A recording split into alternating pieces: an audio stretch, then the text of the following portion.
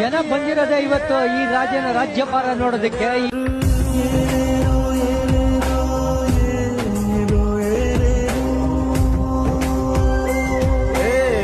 ವಿಧಿಯೇ ವಿಧಿಯೇ ವಿಧಿಯೇ ವಿಧಿಯೇ ವೀರನ್ಯಾರು.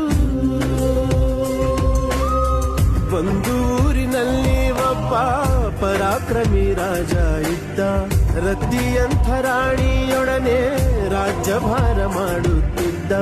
ತಾನು ತನ್ನ ಪ್ರಾಣ